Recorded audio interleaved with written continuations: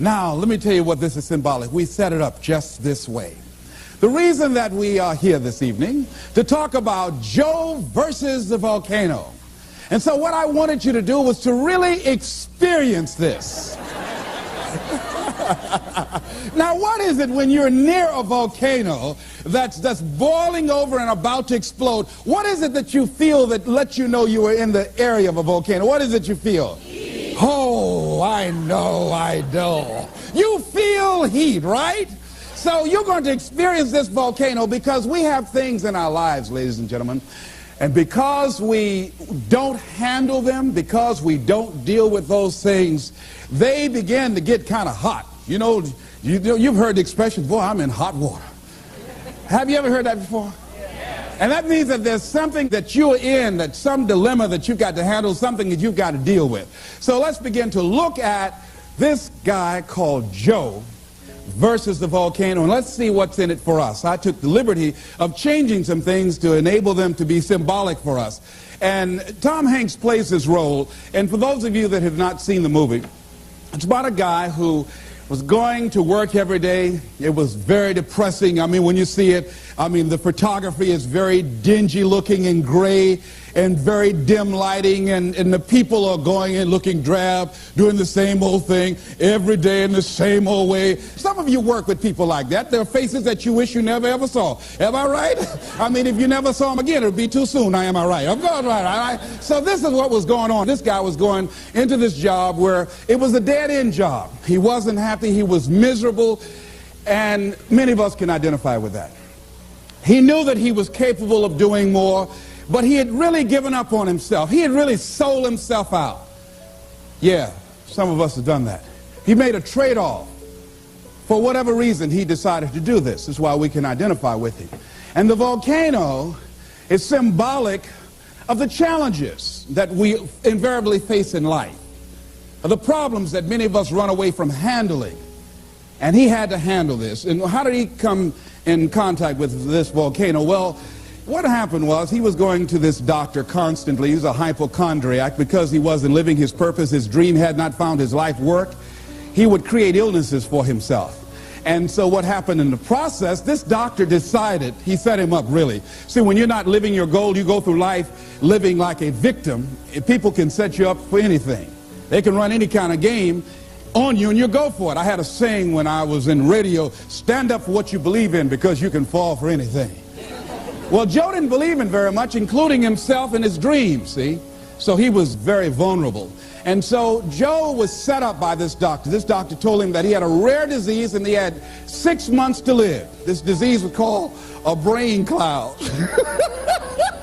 Oh, Kadumbo Joe went for it. He believed it. But you know something? It changed his life. It changed his life.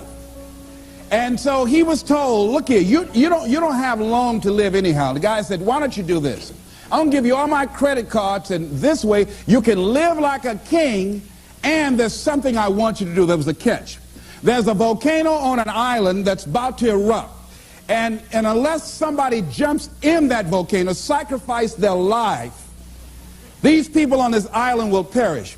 Well, your life isn't worth much and you don't have that long anyhow.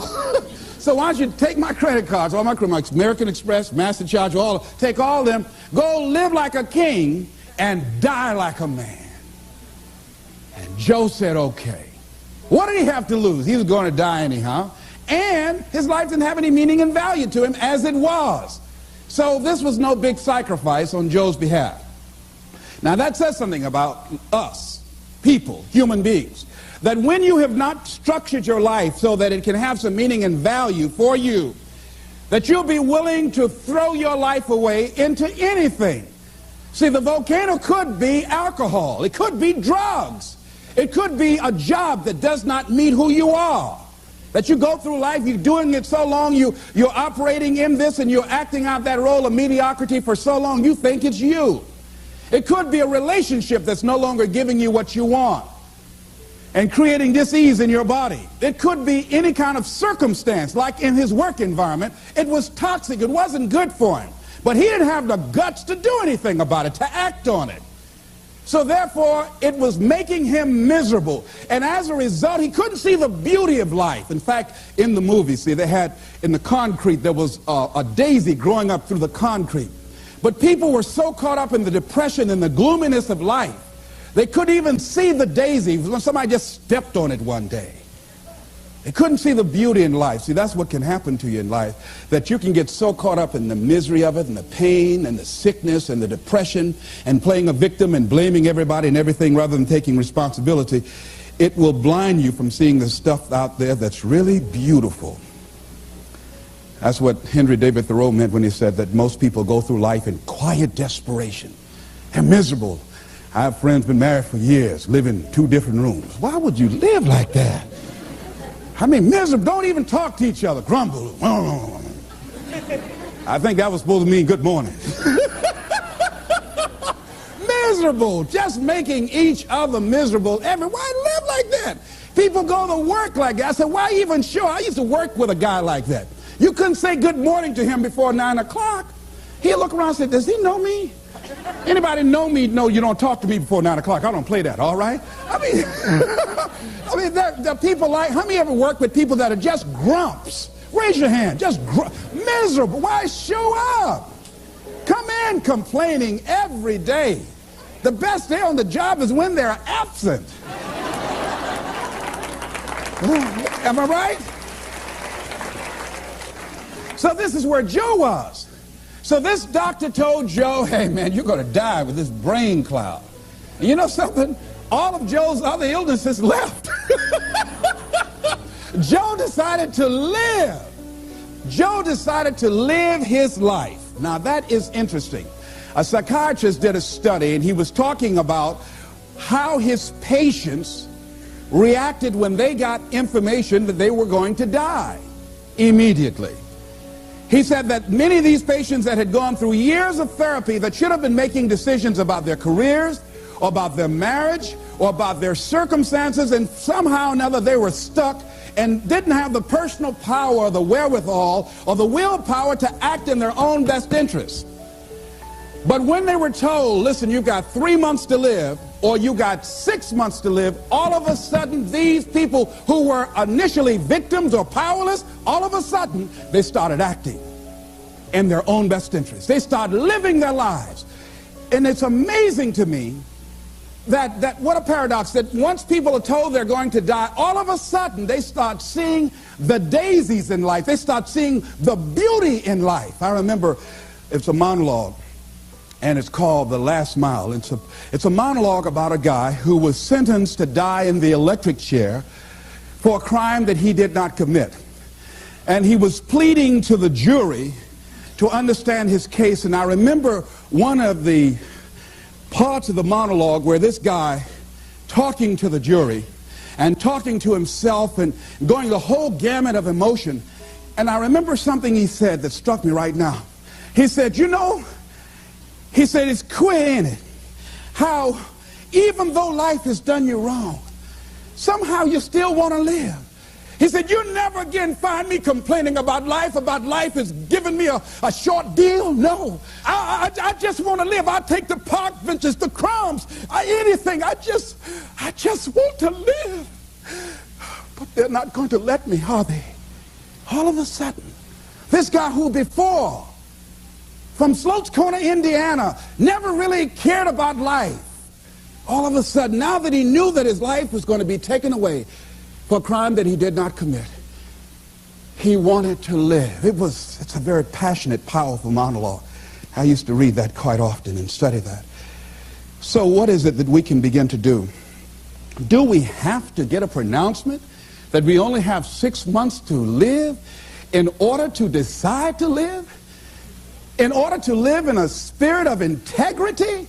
See, most of us go through life living a lie. The Platters had a song, oh yes, I'm the great pretender. What a beautiful voice. Oh, don't faint, it's okay, it's all right. It's all right. Whew. Now I hit that note, it just gives me a chill. But anyhow, that many of us go through life being great pretenders. We should get an Academy Award.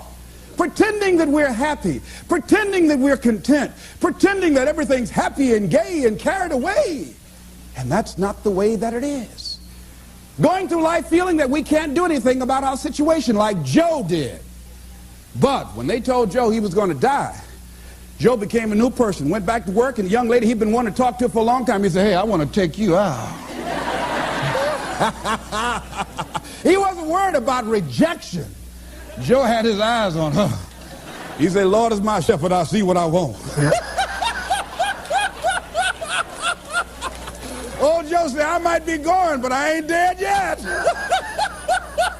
He wanted a little bit more living. You hear me? I like that, Joe. Don't lose that. Don't lose that. All right, so here's what I think that we can begin to do. To live our dreams. To begin to let life take on some new meaning for us, some new power and some new value. Is to begin to look for the daisies in your life right now where you are. Regardless of what's happening to you, regardless of what's going on with you, begin to look for some beauty in it. Begin to look for some lessons that you can learn from where you are and what you're going through. See, the volcano. See, when Joe jumped into the volcano, and he eventually did that with a young lady that fell in love with him, they were thrown out of the volcano and they survived. Think about that. Now, see, I think that when you decide to take a leap and you handle the challenges that you're facing, read something about fear. That's one of the things that keeps us from beginning to live life. Here's what happened. This guy, John Rogers, wrote that. He said, when people take the courage to journey into the center of their fear, they find nothing. It is only many layers of fear being afraid of itself. And Eleanor Roosevelt said, you gain strength, courage, and confidence by every experience in which you really stop to look fear in the face. You're able to say to yourself, I've lived through this horror. I can take the next thing that comes along.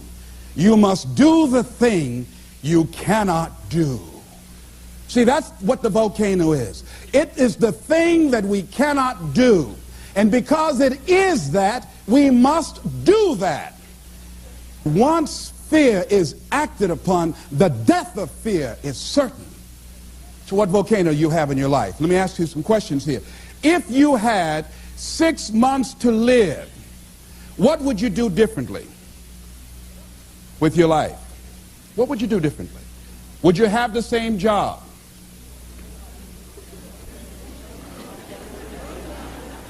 Would you be worried about things that you're worried about right now? Would you have the same relationships? Would you have the same people in your life? I was sitting on the House of the Ohio legislative floor. I'd just been elected for the 3rd time as the chairman of the Human Resource Committee, powerful, prestigious position, and I was reading a book on how to manage your time in your life, and it talked about what are your long-range goals 2 to 3 years from now, what are your short-range goals, 6 months goals, and then it said, if you had 3 months to live, what would you spend your time doing? So I wrote down I would spend my time, one thing, I would resign from the legislature, I would go back to Miami, and I would buy my mother a home, something I'd promised myself that I was going to do, and I had continued to procrastinate and put all kind of reasons why I couldn't do it. And, you know, I wanted to make sure that she was financially secure, my children would be financially secure. And I would do lectures, and I would go around talking to people and working with kids. That's what I said I would do. Then it turned to the next page, and it said, for all you know, you don't have 3 months to live. You might die today. So whatever you wrote on the last page, you want to spend as much of your time doing that today. So I looked at Mr. Vern Wright, the Speaker of the Ohio Legislature, and I said to the guy on my right, State Representative Mike Stenziano out of the Ohio State District, I said, Stenzi, 25 years from now, who would care what legislation we passed? He said, nobody would care 1 year from now. Now here's what was happening with me. I came to the Ohio legislature with great expectations. There are things I wanted to do. I wanted to make a change in society. I wanted to make an impact. But I was just disillusioned after being there for a while. I introduced some legislation that I'd worked months to get this legislation passed, got it out of subcommittee, voted to the major committee, and then went from there to the reference committee, and then they introduced it on the Ohio legislative floor. And this legislation was designed to provide protection for senior citizens and poor people who bought money orders. People buy money orders thinking that it's cash. But what they did not know that there's no bond or insurance security in the event that the money order company files bankruptcy. And so this company filed bankruptcy and just left a lot of people just holding worthless paper. So I wanted to introduce some legislation so that senior citizens would not be victims of this anymore. After months of hard work, after introducing the bill and having the votes lined up, guy raised his hand. Mr. Speaker, Mr. Wright said yes.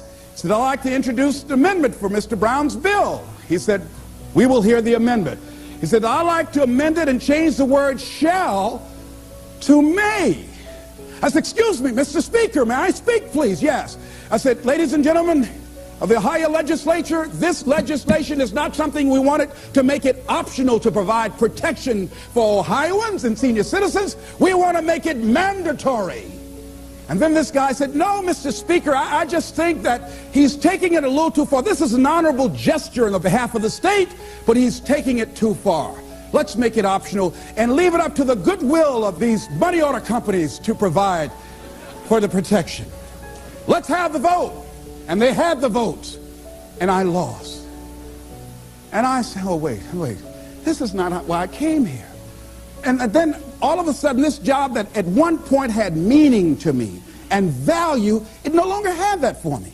And all of us have had some experiences where you went to a job and you were excited about that job.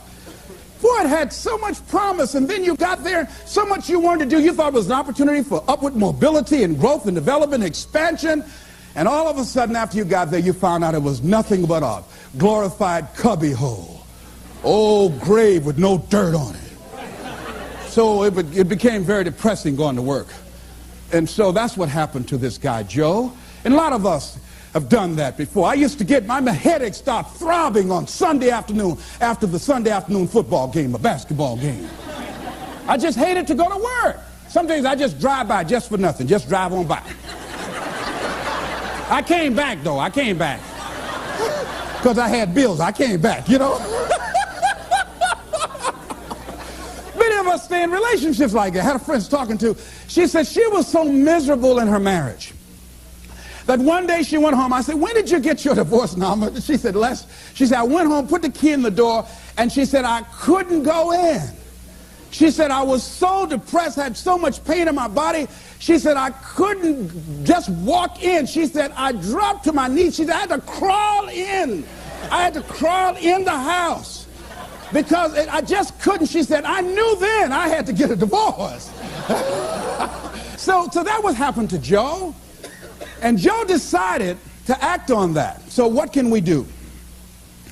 Well, here's what we can do. Wherever you are, decide that you're going to focus your time. I lost my job in broadcasting, and it was a major blow to me because broadcasting was all that I had. That's all that I knew. I'd been doing that for like 15 or 20 years, and that was my specialty. But because I was so controversial and couldn't keep my mouth closed, I lost my job. You know, and so it was a depressing time for me, and I could not find a job immediately. No one would hire me locally, and because I was good, and I would send off my audition tapes to other radio stations, program directors would hear it, and they wouldn't bring me in. I was a seasoned veteran. So you have that experience. If you're real good, many people will perceive you as a threat, and they won't hire you because they want somebody that they can control, and they don't want anybody in there that's going to outshine them. See, sometimes being good can be a liability to you. Am I right? Sometimes women have to scale down their ambitions and drive and what they can do in deference to men's egos. So what I did was, in the meantime and in between time, I started focusing on my flowers. I got into flowers. See, they say when I was a kid that an idle mind is the devil's workshop. You know that's true? See, if you don't have anything on your mind, you know your mind can play all kinds of tricks on you, you know. See, when I wasn't busy sometimes, I wanted to call Bert Childs. I said, Bert, can I get my job back? My mind would say, well, if all you had to do just keep your mouth shut, now you unemployed. Running your mouth, walk, walk, walk, walk, walk, walk, walk, walk. Why'd you just shut up? They told you to shut up. Man told you you're going to get fired. No, you had to keep on talking. Oh, ego, ego, ego, ego. Now you're unemployed. Won't nobody hire you because your mouth too big, mouth too big. Stop beating myself up. Why didn't I shut up? Boy, you're right, you're right. You know, you ever talk to yourself? Raise your hand. You know what I'm talking about? You ever talk to yourself? So I just kept busy. I started working on flowers. I got it really into flowers. I knew my flowers had names for my flowers. Grow real good. I'd talk to them. Hello, how are you today? Oh, you're beautiful. I want you to rise. People would bring their flowers over to me that were dying and wilting. I would speak to them and say, rise, those flowers. Straighten up like that. That was phenomenal, all right? Then the other thing is I did a lot of volunteer work. I'd go to the hospital and I'd read the Bible to people. And I would go to friends whose parents perhaps were ill or facing a challenge, and I'd talk to them. I became involved in all kind of community volunteerism. So I'm saying that if you're going through a challenge, not that you've been laid off, but the universe has given you an opportunity to find your real true making on the planet, then use that time wisely. Volunteer, give yourself away. My high school teacher, Charles L. Williams, said something I love. He said, love and happiness are like perfumes. You can't sprinkle it on others without getting a few drops on yourself. Isn't that beautiful? See, what you give is what? What you get. All right, repeat after me, please. I'm going to give my life away. Because what you give is what you get. Shake somebody's hand on your right and left and say, share some happiness.